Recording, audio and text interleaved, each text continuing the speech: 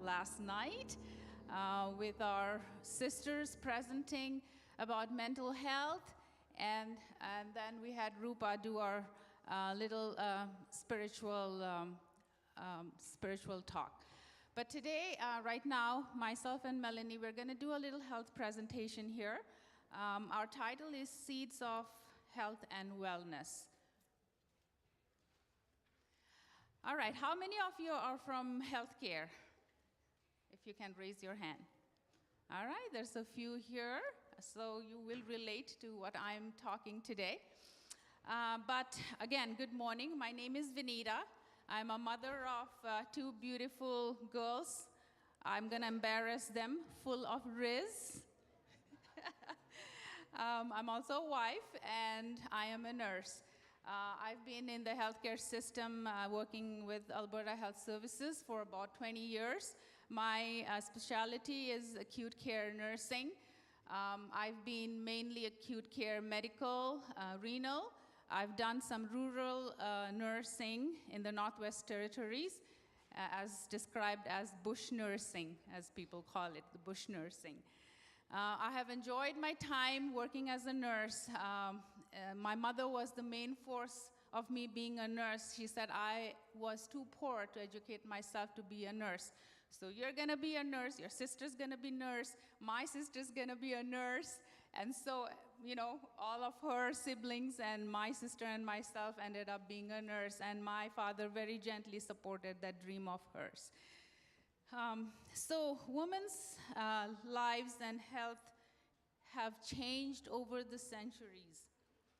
Her health is crucial because it directly impacts her family, basically her children, the well-being of them, and the society progress and economic development. Today, in a nutshell, myself and Melanie, we will explore the diseases and conditions that are among the top health concerns for mainly women. Some of the common health conditions of women are heart diseases, reproductive diseases, osteoporosis, depression, and cancer. We will address each of these major health issues in women separately. Well, I'm going to actually dive kind of deep because I cannot present this lightly because, you know, we work with lives and we make sure that we save lives. So this is going to be deep, but hopefully we'll be able to take something out of this. So cardiovascular disease, 1 in 3 women die from it every year. And then 90% of women have 1 or more risk factors. Fewer women than men survive their first heart attack. And 29% of death due to heart disease contributes largely because the signs and symptoms of the disease go misdiagnosed in female patients. The sign of symptoms in women may be nausea, extreme fatigue, shortness of breath. You're also going to feel heaviness in your chest. It's like an elephant. They say it's like an elephant sitting on your chest. And this is basically for women not the classic symptom of a chest pain. So it may come, you know, like nausea, extreme fatigue, shortness of breath, and feeling like you have an elephant sitting on your chest. What puts a woman at risk? Sedentary lifestyle. We got to get those steps in. Obesity, stress, diabetes, high blood pressure, and high cholesterol. Every body type differs from each other, but be mindful of the amount of effort one makes to get that heart racing and to get those steps in. You gotta sweat, And the rest of those, diabetes, high blood pressure, high cholesterol, also contributes to the heart disease. Reproductive health. Okay, PMS. I would want to say that maybe most of us want to say that we PMS 24/7. But please do not address a woman's frustration like a genuine frustration for PMS. This condition can be debilitating and emotionally draining if not recognized properly. The signs and symptoms might be irritability, crying spells, anger, outbursts, emotional depression, and social withdrawal. PCOS affects 10% of women of reproductive age. It's believed to be a combination of genetic, hormonal, and lifestyle factors. And we got to recognize the signs and symptoms. Other reproductive health is pregnancy and childbirth. Prenatal health can be maintained with early detection of potential health issues. Maintaining maternal and fetal health with regular checkups are very important. Other issues are fertility and menopause, and I think our other presenters are gonna in-depth inform us about hormonal disorders that would also include menopause in it. All right, so we have other several, oh, did I actually skip a bit? All right, osteoporosis is another one. 80% of diagnosis cases being women. So 80% of the diagnosed persons are women. And the loss of estrogen in women due to menopause causes osteoporosis.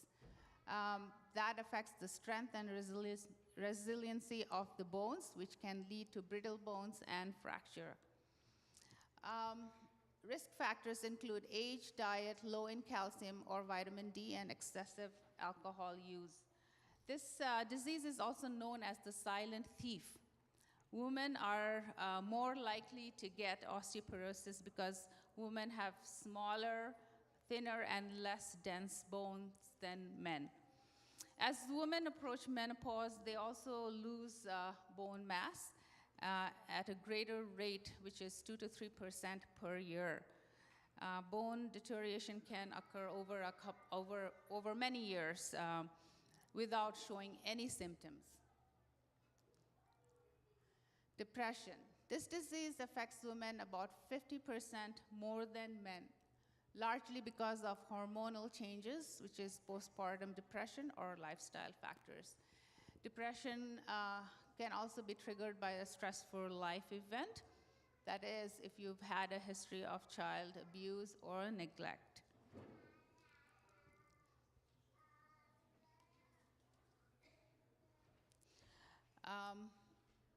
Just going back, I'm also going to say that as a Christian humor quote would say, in our family, we don't try to hide crazy. We pass it down from generation to generation.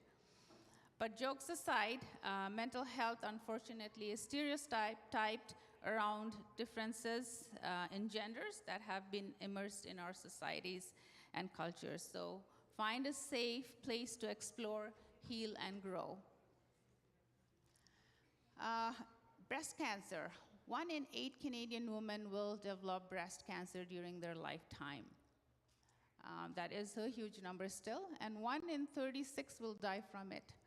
In studies in 2022, an estimated 28,600 Canadian women were diagnosed with breast cancer, and only 5,500 died from it. Breast cancer has been largely researched, so there are lots of studies showing that if you have an early detection to breast cancer, the survival rate is higher. And that is because of the top funding that breast cancer gets.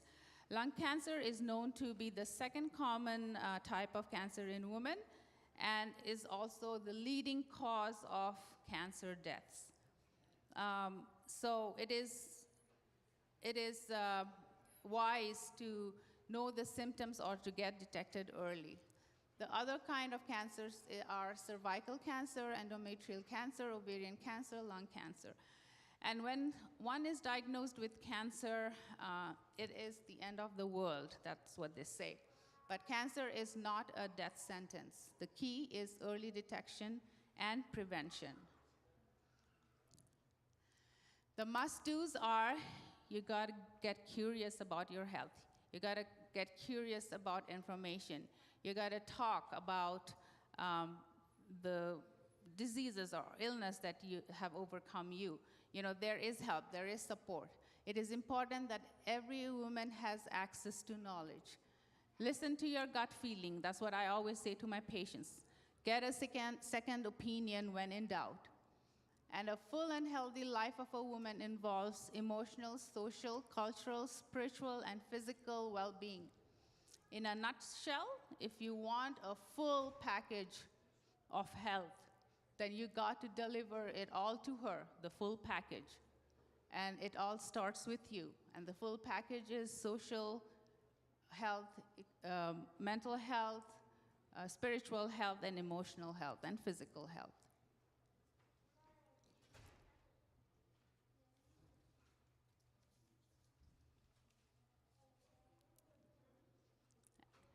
Melanie and myself have worked in the Red Deer Regional Hospital. She's in a different unit, but we have known each other since high school. And it has been a privilege that, you know, we are co-workers, and she's gonna do the next presentation.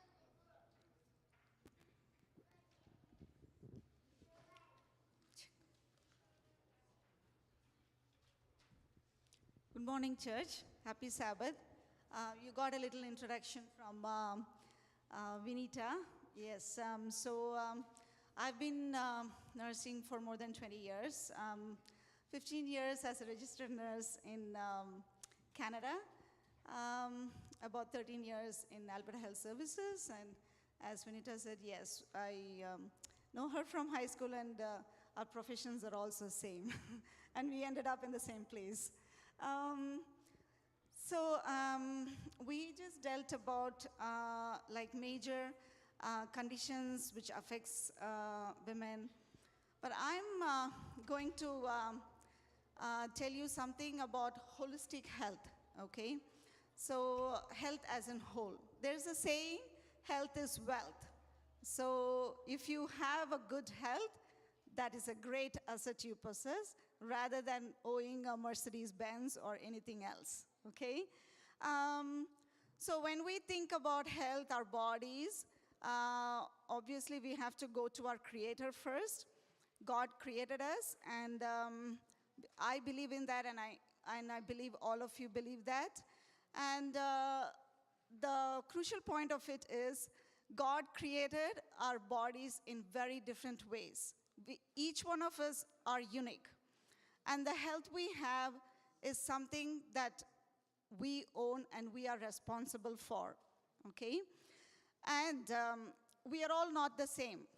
Sometimes our parents pass our genes to us. We may have possessed some personalities, but we are not even same. Our body is not the same even to our brother or sister, or to our mother or father. It's all different. And how we lead our health basically depends upon ourselves, okay?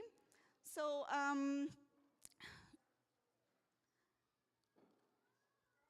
okay, so what is health and well-being? There's 5 determinants of health and well-being: physical, mental, emotional, social, and spiritual. So among these, mental and emotional, social, it's all related together. So I'll talk about it together. So first we'll see what's physical health. Okay, so under physical health, what are we going to study today? So like today, my discussion will be about sowing some seeds for health.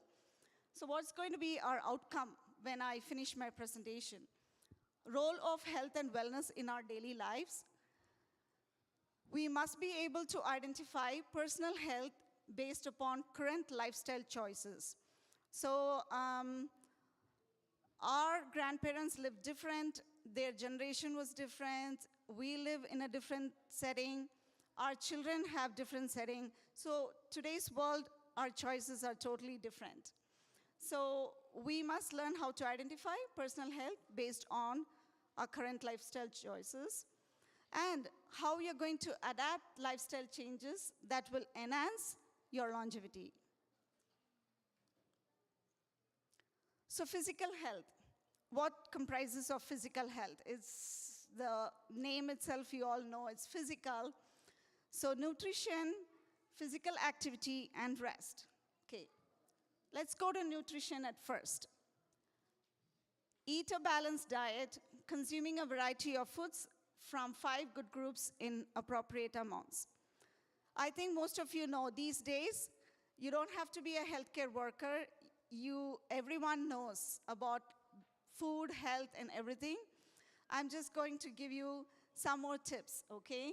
So it's always good to have a good balanced diet, which has food choices from the 5 food groups, like fruits, vegetables, grain, protein sources, and dairy. So you can see the pyramid there. So it doesn't start from top, it actually goes from down, okay? So you can see there's variety of grains like rice and wheat and bread and all that. You can consume that in a larger portion. And then as you go towards the step on top of the pyramid, you see fatty foods, fat, oil, added sugars, and salt. So limit intake of foods like high in fat, added sugars like candy, pastries, and stuff like that. And salty foods is all basically processed foods, like anything packaged. Remember that, anything packaged. So like chips or bars or anything is all salty foods. Next is increase food intake of fiber and dairy alternatives.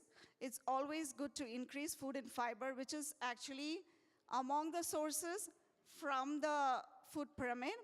But if you see there, already rice, bread, wheat, all this contains high fiber. You can also add food like quinoa, oats, and stuff like that in your food.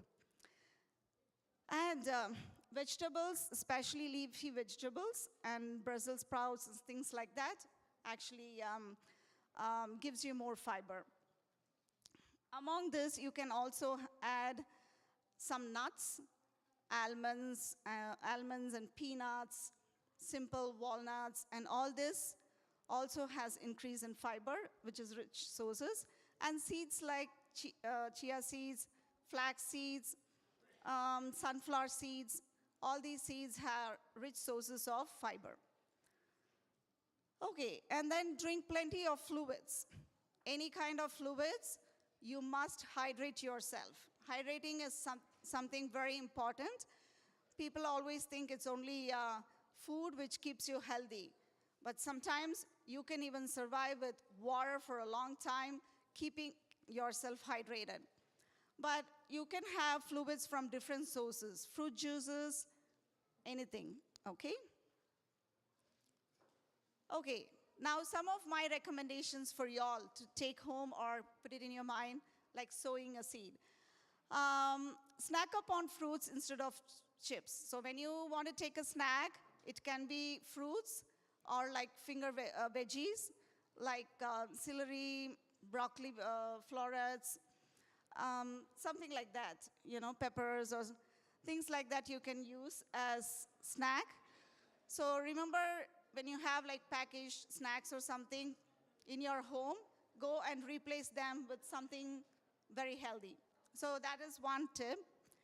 Drink water instead of pop and other beverages.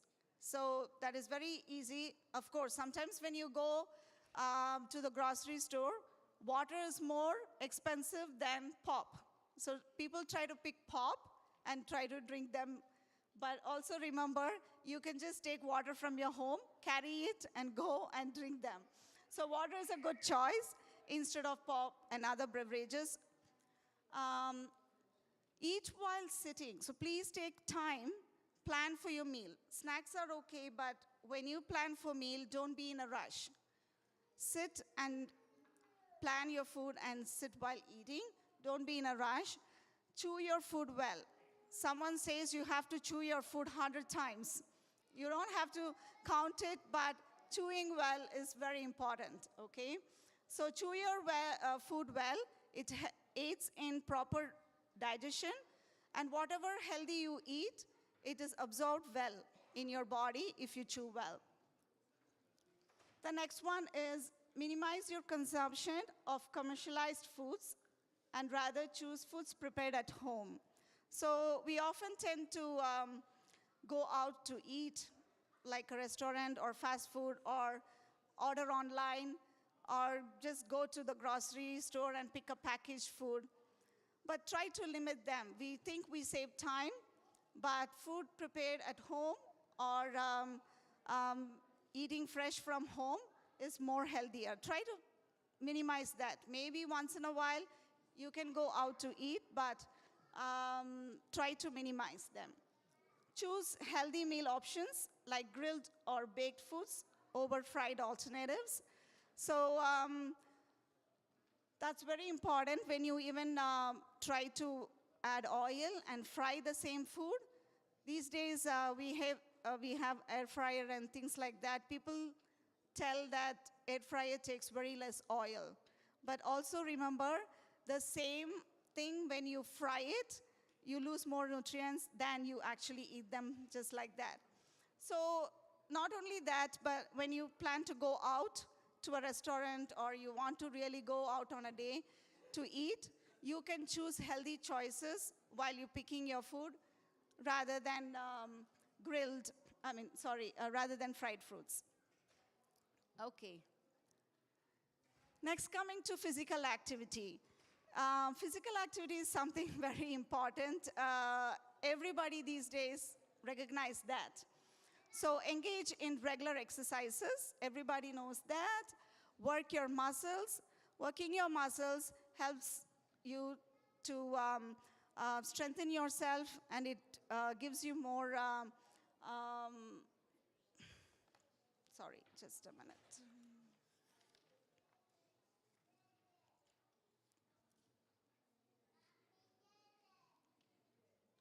Okay, so working your muscles helps you to control your weight, combats health conditions, just like Vinita had mentioned, lots of conditions. It helps you very well when you do these regular exercises and work your muscles. Especially give your heart a workout by engaging in an activity that gets the blood pumping. So sometimes people think, oh, I do a lot at home, so that's enough. But think of some activity that can help you to get your blood pumping. Like you need that adrenaline rush. That's more important, like get you going, okay? Okay, let's see some of the recommendations I'm going to give you to remember, okay? Most of you would have been not had any exercises, or maybe didn't think of exercises long time in your life, right? So don't immediately, okay, today you learned about physical activity. Tomorrow, I'm going to run like 3 kilometers. No, don't take it that way. Take it very slow, okay? So take short walks. That's very important. Maybe just around your house. Now it's summertime, but even in wintertime, like you can go around your house and walk. And take it very lightly. From slow walks, you can start and then run and then jogging. Some people are already doing exercises like walking and stuff, so maybe increase it to jogging and things like that. Working out at the gym. How many of you actually like to work out at the gym? Oh, awesome. I see one woman actually raising hand. That's inspiring actually. It is there in everybody's mind, but I'm not sure everybody likes to go out to the gym. It's mostly men, I think. How many men actually go to the gym? Oh, it's actually more than the women, so that is better. But this is even less. So I don't know if everybody likes working out in the gym, but if you like to work out in the gym, that's really good. Research actually says you have to be at the gym at least minimum of 1 hour for at least 3 to 4 times in a week. So plan for something. If you do not like to go work out in your gym, there's always an option to do simple exercises at home. And these days, you can even buy simple sport equipment at home, right? Most of them have treadmill. You can run in the treadmill, but you don't have to go. Treadmill is one of the expensive sport equipment, okay? So just buy a resistant band, okay, or kettlebell, or like a yoga mat. Do some stretching exercises on it. That's very simple. So you can plan and do simple exercises at home just to get you going. Sometimes you can even walk up and down your house, like count them, that's enough. So that is very simple. And if you are a sedentary worker, take breaks frequently. So many of you will think that I'm a health worker. I sometimes think like, oh, I actually doing a lot of physical work. No. Most of us come into this category of thinking that we are doing much physical activity actually, but no. If you're a sedentary worker, especially drivers, driving cab or trucks or drivers, office workers, you're sitting for a long time. So take frequent breaks and get up and move yourself. Walk around, get your blood pumping, do some stretching in your own house, in your office or workplace. Engage in sporting activities. Many of you would like of course, children and young adults would like sporting activities, but if you do not like, it's fine. But if you like it, try maybe simple ones, okay? You can start with, sometimes team sports are good. That will encourage each other. You don't have to go play like a soccer or basketball, volleyball. Maybe start with simple sports activity like pickleball or badminton or something like that, okay? So you can enjoy as well as you are doing a physical activity. Take stairs instead of elevators in your workplaces. How many of you try to take elevators? Maybe some of you don't even have elevators, that's fine. But if you have a choice, try taking the stairs, okay? So that is more good. Prefer manual labor over mechanized tools for domestic chores. So we come into a generation where we have more machines at home.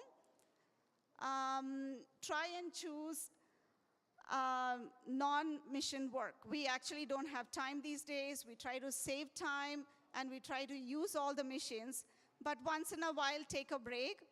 So like shoveling instead of snow blowers, and then lawn mowing and vacuuming your house. Now we've got something called the iRobot, right?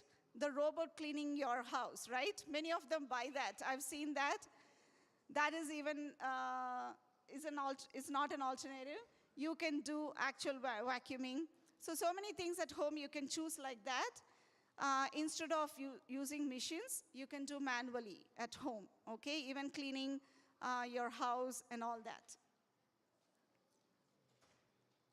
Okay, rest. Rest is very important. Get plenty of sleep. Aim for 7 to 9 hours of sleep or rest. People say at least you should have good sleep for 5 hours. So you are actually, if you try to aim for 7 to 9, your good sleep is going to be only 5 hours. So you have the stages of sleep, and that's a different topic. But when you go into the stages, your good sleep is only 5 hours. And if you only plan for 5 hours of sleep, you're even reducing the good sleep. So good sleep is very important. That helps you to, next, rejuvenate yourself. So sometimes if you're working shift hours, try taking power naps. How many of you know about power naps? Very good, yes. Power naps is something, that's a different topic. I'm not going to tell what is power nap, but take few minutes. Like go to, close your eyes and relax your muscles, okay? just for a few minutes, put your alarm, and then get going again. So that's power naps.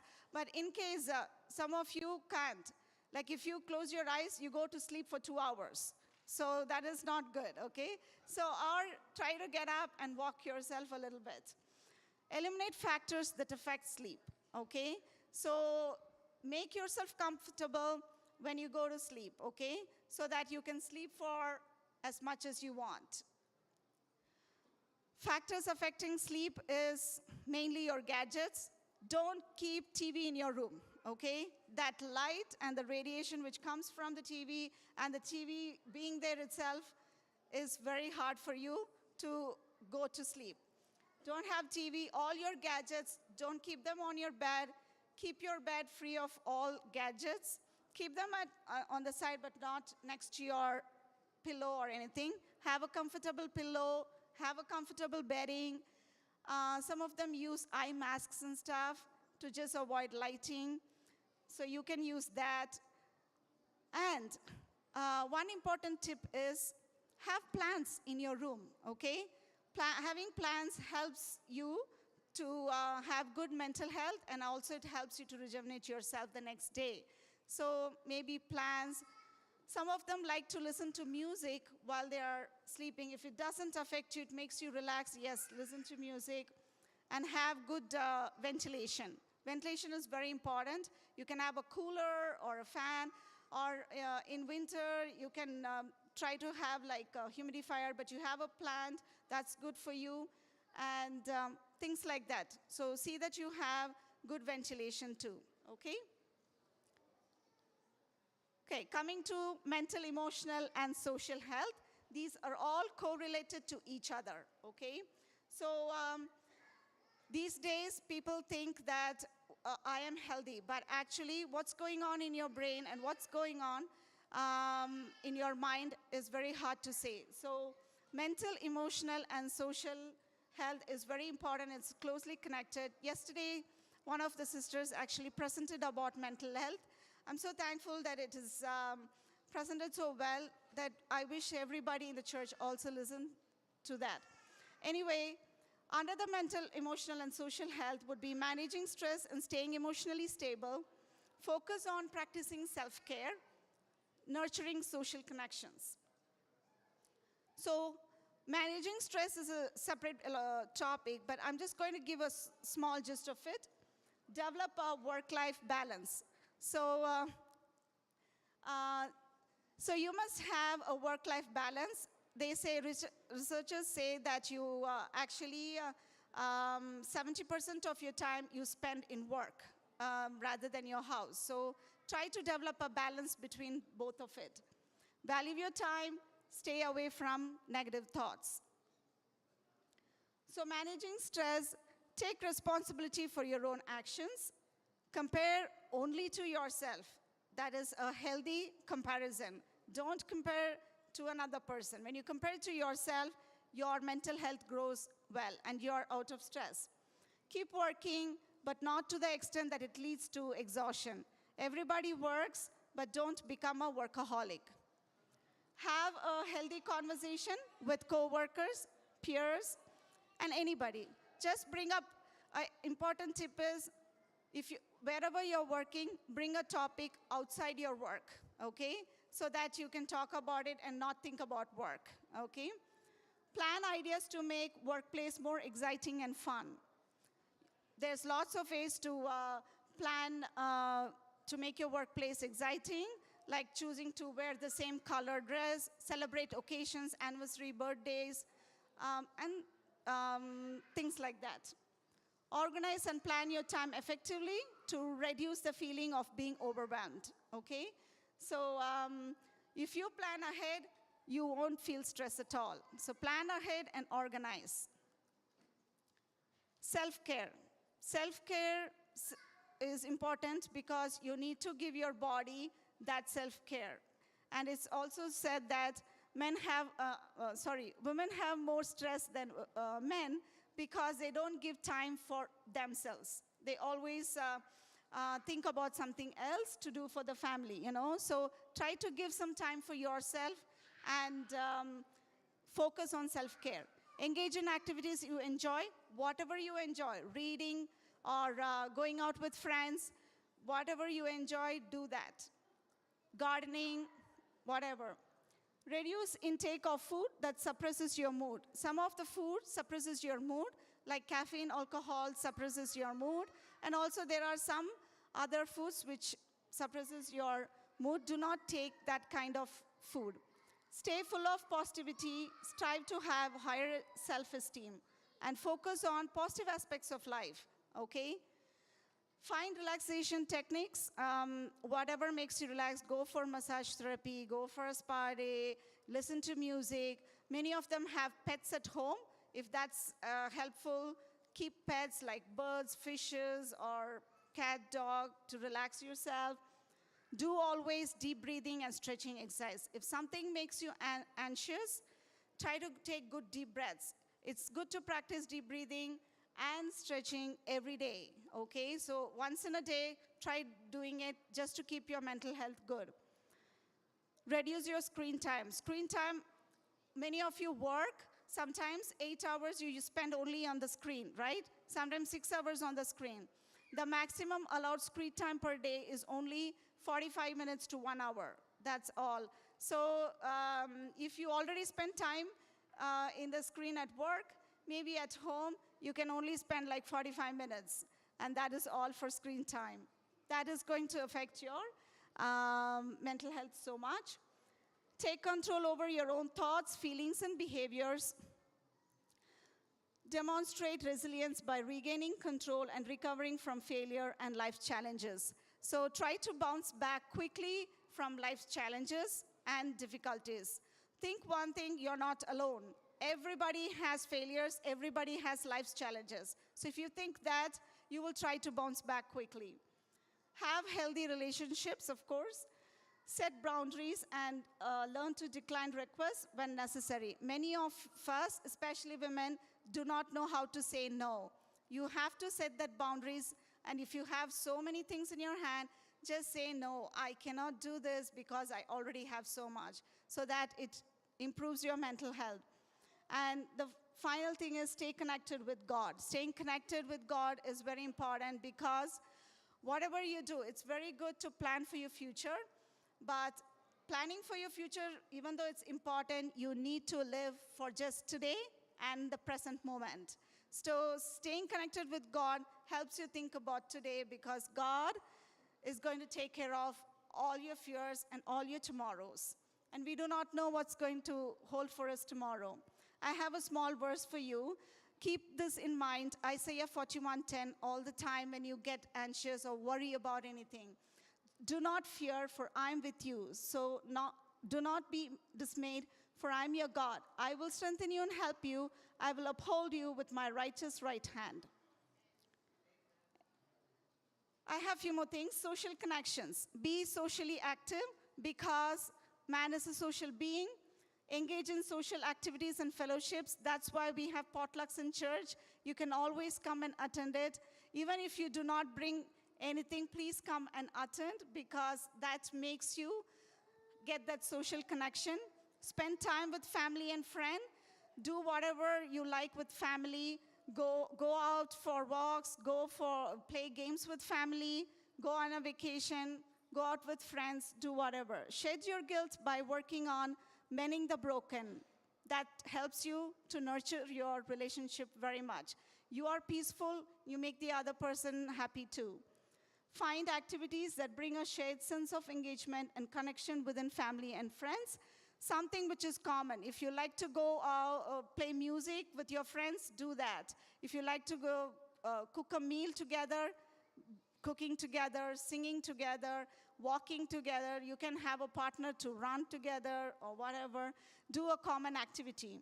Share your feelings with others and reciprocate your own support for their feelings, okay?